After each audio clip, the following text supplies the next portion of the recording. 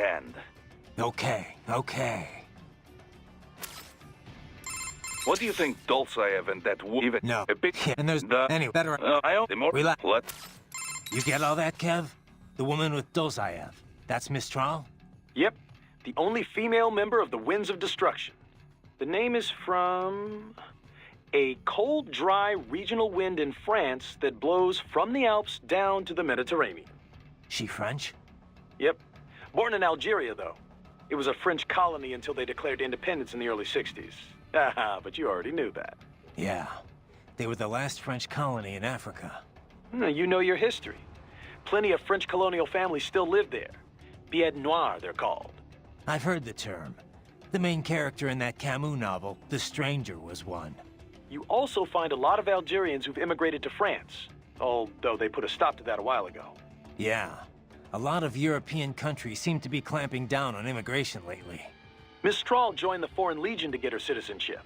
A woman legionnaire? And not the first. There was one that served in the North Africa campaign during World War II. Anyway, Miss Troll's been doing PMC work ever since her Legion discharge. We're not sure why she went cyborg.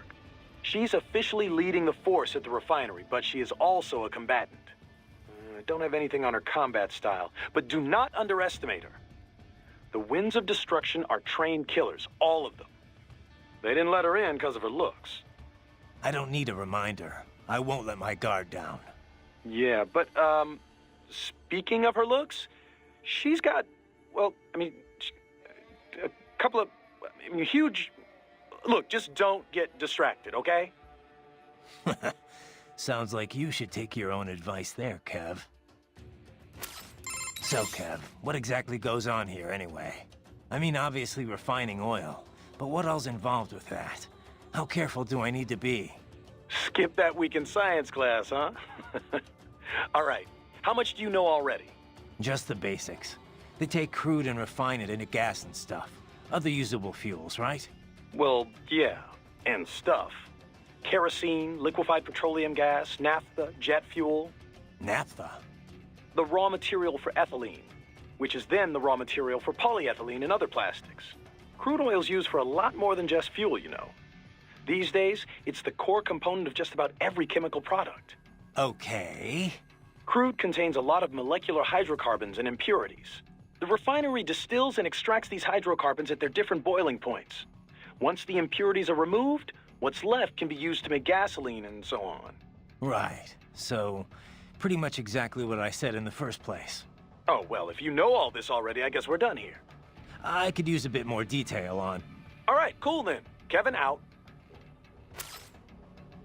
Hey, Kev. You have anything on that sword Sam was using? Didn't seem like your garden variety high-frequency blade. It's not. It's a samurai sword. The real deal. 16th century make, handed down in his family ever since. Sam had it recast as a high-frequency blade. Doesn't say by who. Is this something I need to worry about? Maybe. You know the basics of sword making, right? The harder the metal, the better it cuts, but also the more brittle it is. So a sword's gotta be sturdy, but also just pliable enough to absorb shock without breaking. Walking that line, striking that balance, that's what makes sword crafting an art. Japanese swords fuse different types of iron, each with different amounts of carbon. Different levels of flexibility, in other words, so the blade can be tough and razor sharp. And that gets multiplied when the sword gets the HF treatment? Yeah. Basically, the high-frequency upgrade sets the blade vibrating really, really fast, right? That vibration acts on the electron shells of atoms in the sword and the local electromagnetic field. When the EMF achieves resonance, the blade's bonding is strengthened. At a quantum level, it's like the entire sword is made up of the exact same particle type. It also disrupts any atoms it comes into contact with. Say, those that make up the target. Their electron clouds shrink from exposure to quantum decoherence at the Planck scale. In other words, it electrically severs the bonds that keep the target's atoms together. You lost me around the EMF part. And that's the dumbed-down explanation. To be honest, even I don't understand all the details. Point is, an HF upgrade is like an amplifier. It multiplies what's already there. So Sam's badass blade might give him the edge. I mean, you know what I mean. The original sword was really that good? Sounds like it. Says here it's a Murasama blade. Murasama. Sounds familiar. One of the top 10 best-known sword makers worldwide, easy. In Japan, he is legendary. They say his swords thirst for blood, that they choose who will wield them, you know, that sort of thing. Ooh, now I really am scared. I know, right? Raiden, head for the oil. Raiden, you need to save? Did you catch all that with Dolzaev and Mistral? Yeah, I was monitoring the whole time. Dolzaev's not really what I expected. I've seen his file, plenty of photos, but I guess I expected someone more, I don't know, threatening? Didn't seem too friendly to me. No, I mean, you hear terrorist, you think of some cold, calculating professional. Dolzaev looks more like some guy off the street. Cold, calculating professional types don't usually bother with terrorism. It's too risky.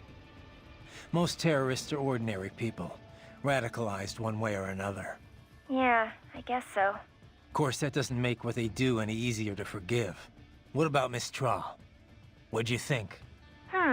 Well, she's certainly attractive. Probably an artificial face, though. I'm guessing most of her is artificial. Roger that.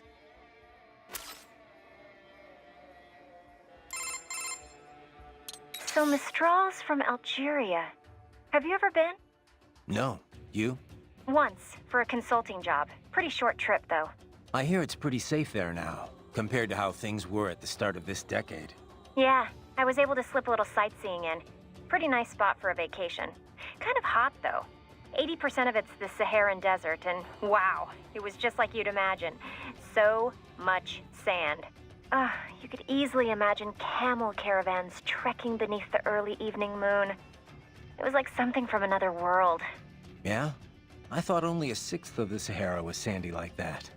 The French carried out a bunch of nuclear tests there too, I remember. But once you reach the Mediterranean coast, it's a totally different place. All these white-walled buildings framed against intense blue sea. It's a really stark contrast. Were you in Algiers? I know that the capital looks a lot like that. Yep.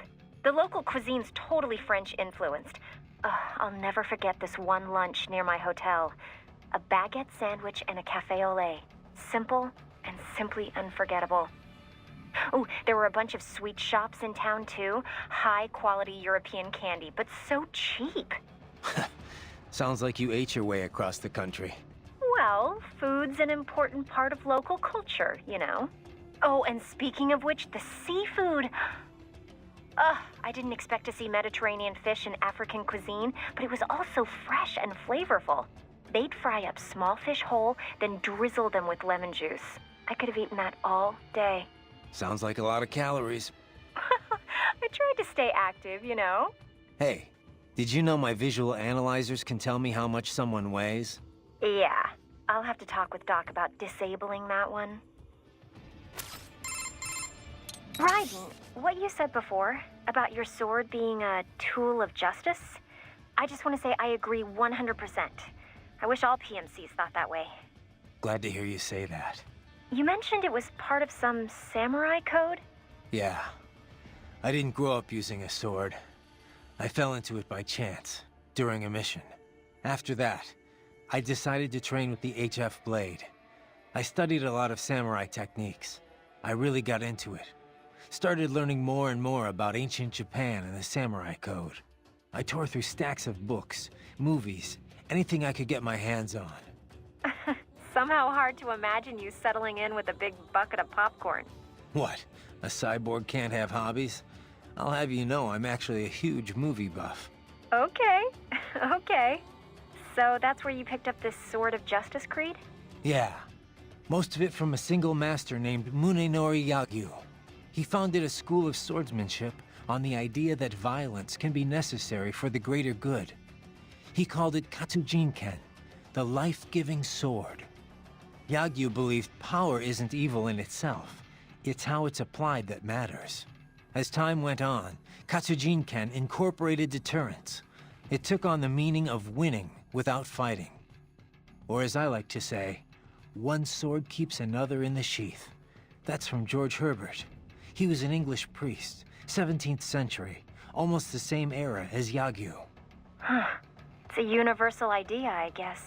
You could frame the same message as use of a necessary evil, but I think it's a good mindset for any PMC. At least as long as there's fighting that requires us in the first place. Which doesn't seem likely to change anytime soon. What's up? No? Did you need anything else? No, guess not. Just wanted to hear the sound of your voice. Oh, save it for your wife, Raiden. Raiden, the Mistral woman.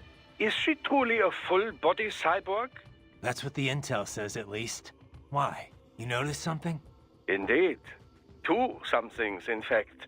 Based on their movements, her chest region did not appear to be artificial.